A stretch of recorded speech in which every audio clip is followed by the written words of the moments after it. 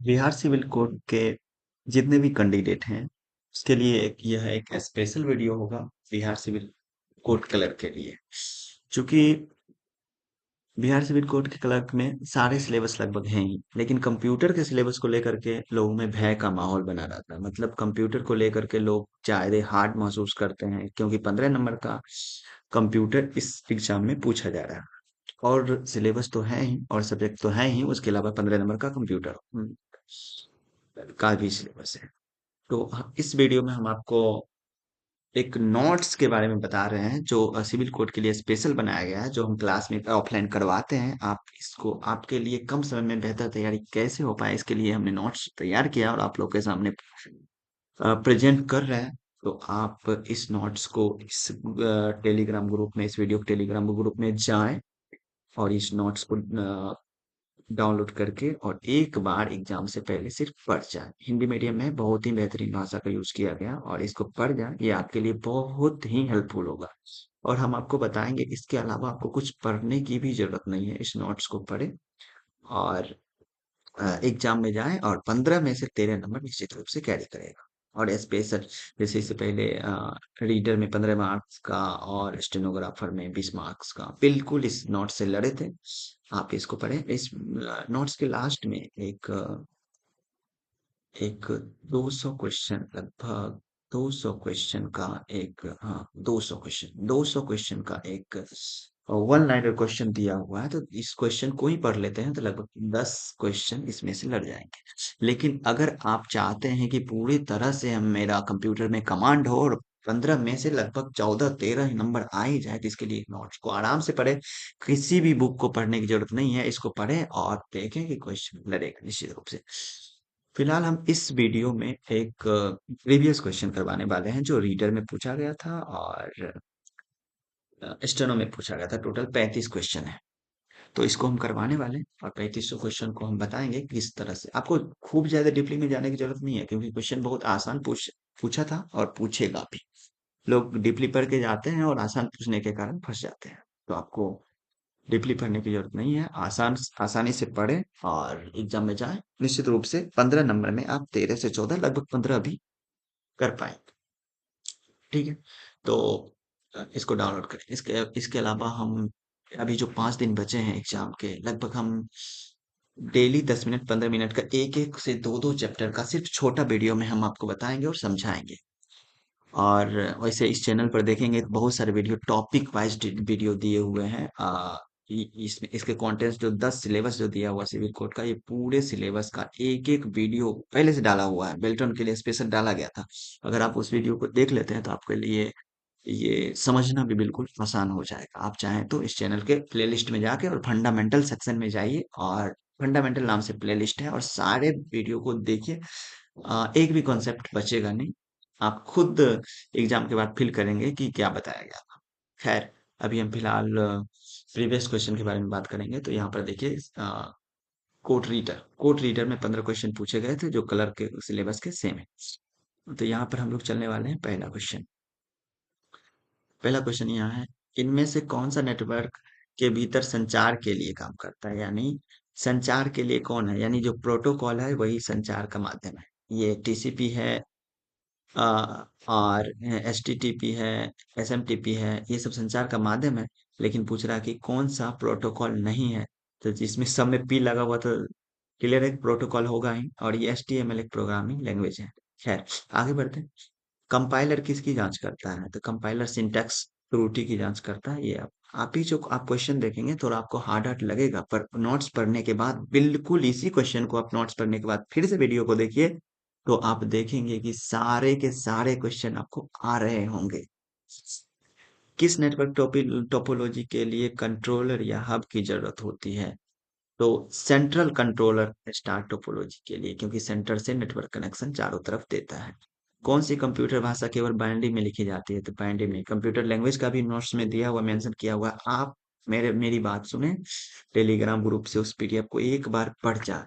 Video नहीं देखे पर उसको पढ़ जाए। अगर वीडियो देखेंगे तो आपका कॉन्सेप्ट भी क्लियर हो जाएगा। कंप्यूटर के कीबोर्ड में बीच संचार समानता ट्रांसमिशन होता है।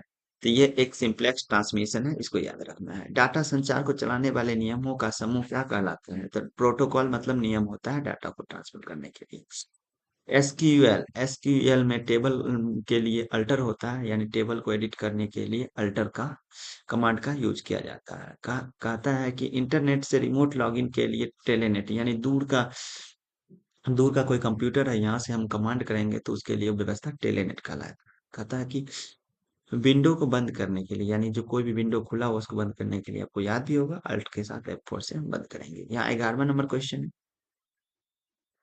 निम्नलिखित में कौन सा एमएस वर्ड में उपलब्ध नहीं है? एमएस वर्ड में कौन सा ऑप्शन नहीं रहता है? तो वर्ड काउंट रहता है, फॉन्ट साइज रहता है, पेज मार्जिन रहता है, ब्रश का ऑप्शन नहीं रहता है। ब्रश का ऑप्शन पेंटिंग में रहता है।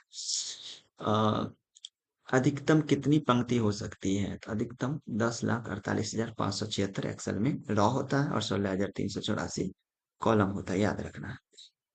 मूवी के लिए एमपीईजी होता है। आगे बढ़ते हैं, 13 नंबर क्वेश्चन।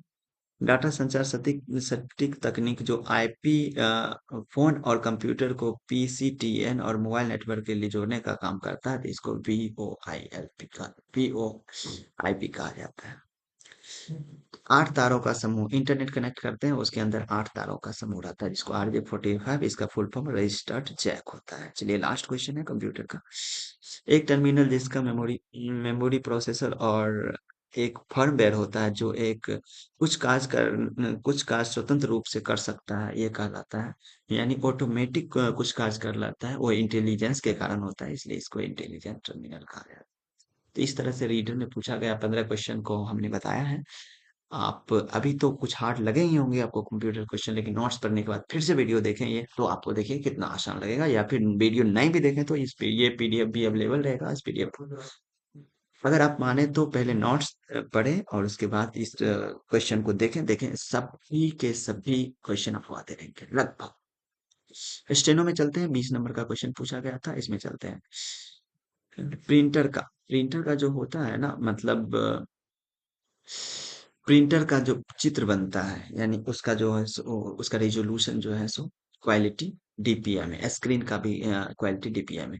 अच्छा, आप एक चीज गौर करिए, रीडर में पूछा गया था, आप एक चीज गौर करें, क्वेश्चन के लेवल को समझें। रीडर में पूछा गया था एमएस एक्सेल में अधिकतम कितनी पंक्ति हो सकती है, मतलब कितने रॉ होते हैं? 10,48,576। वही देखिए स्टेनो में पूछ दिया उसी मतलब अगले एग्जाम में अधिकतम कितने कॉलम होते हैं, उसमें रॉ पूछा, इसमें कॉलम पूछा।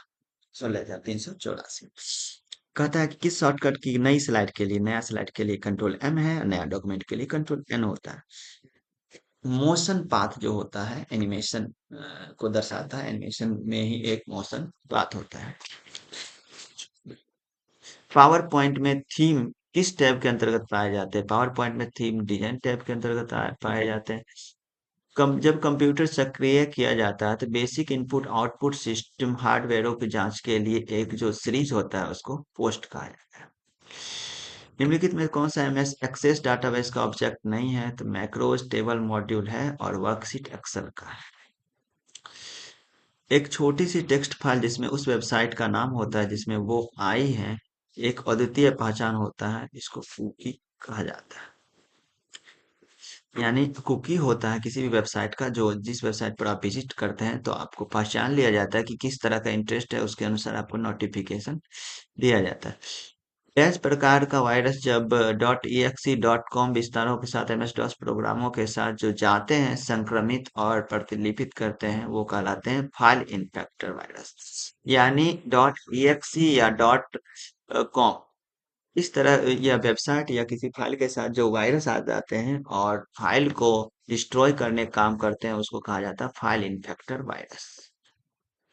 एक आउटपुट उपकरण है जो कागज पर उच्च गुणवत्ता वाला, यानी चित्र को प्रिंट करने वाला जो ही आता है तो उसके लिए एक ही ऑप्शन आता है प्लॉटर। IPv4 का साइज कितना होता है? तो याद रखना IPv4 का साइज 32 बिट और IPv6 का 128 बिट। एक अनपेक्षित ईमेल, जो ईमेल आप नहीं चाह रहे वो ईमेल आपके मैसेज बॉक्स में ईमेल में आता है तो उस ईमेल को स्पैम कहा जाता है। संस्थाओं के भीतर आंतरिक संप्रेषण का मतलब सारे कंप्यूटर यानी किसी भी संस्था के अंदर जो सारे कंप्यूटर कनेक्टेड होते हैं उसको लोकल एरिया नेटवर्क कहा है। कौन सी उच्च स्तरीय भाषा है? नहीं है, उच्च स्तरीय भाषा नहीं है असेंबली भाषा। दो ही उच्च स्तरीय भाषा नहीं होता है, एक मशीन और दूसरा असेंबली, और उसको छोड़ करके सभी उच्च स्तरीय भाषा या डैश वायरस संक्रमण और प्रतिलिपिकरण के लिए एमएस ऑफिस प्रोग्राम मुख्यतः एमएस वर्ड और एमएस एक्सेल प्रयोग करते हैं। एक वायरस दस्तावेज में वांछित प्रकार शब्द समूह डाल देता है, मैक्रो कहलाएगा। निम्नलिखित में से कौन सा एप्लीकेशन सॉफ्टवेयर नहीं है? रेड हिट लिनक्स, ये सभी पेज मेकर, माइक्रोसॉफ्ट ऑफिस और माइक्रोसॉफ्ट ओपन ऑफिस, ये सभी एप्लीकेशन है और ये एप्लीकेशन सॉफ्टवेयर नहीं। चलिए आगे इस तरह में क्वेश्चन देते हैं। निम्नलिखित में से कौन सा सीपीयू के दो मुख्य घटक हैं? सीयू और एएलयू। तीन पूछा जाएगा तो एमयू, वैसे दो ही होते हैं सीपीयू के पार्ट। स्टैंडर्ड कीबोर्ड में कितने बटन समानतः कितने फंक्शनल की F1 से F12 तक टोटल 12 फंक्शनल की होते हैं। हार्ड डिस्क पहले ट्रैक में विभाजित हो जाती है, आगे में हार्ड डिस्क पहले ट्रैक में विभाजित होती है जो आगे डैश में सेक्टर्स में विभाजित हो जाती है। यानी पहले ट्रैक में पड़ती है और उसके अंदर जो है सो ट्रैक के अंदर सेक्टर्स होते हैं उसमें विभाजित हो जाती है हार्ड डिस्क। तो आप नोट्स को पढ़ें, सारे चीज क्लियर होंगे। आगे लास्ट क्वेश्चन है, प्रतिलिपि बनाने के लिए यानी कॉपी करने के लिए बनाने अथवा हटाए गए आंकड़ों के लिए कंप्यूटर मेमोरी में एक अस्थायी स्थान होता है, यानी कट कॉपी करते हैं तो अस्थायी स्थान में स्टोर होता है, उसको कहा जाता है क्लिपबोर्ड। क्लिपबोर्ड एक जगह है जहाँ पर कट कॉपी किया हुआ डेटा अस्थायी रूप से स्टोर रहता है। इस तरह से दोनों बताया गया है, आप इस नोट्स को पढ़ें और उसके बाद टेस्ट को बनाएं और उसके बाद एग्जाम में जाएं। आप 15 में 14 नंबर निश्चित रूप से कर पाएंगे। चलिए।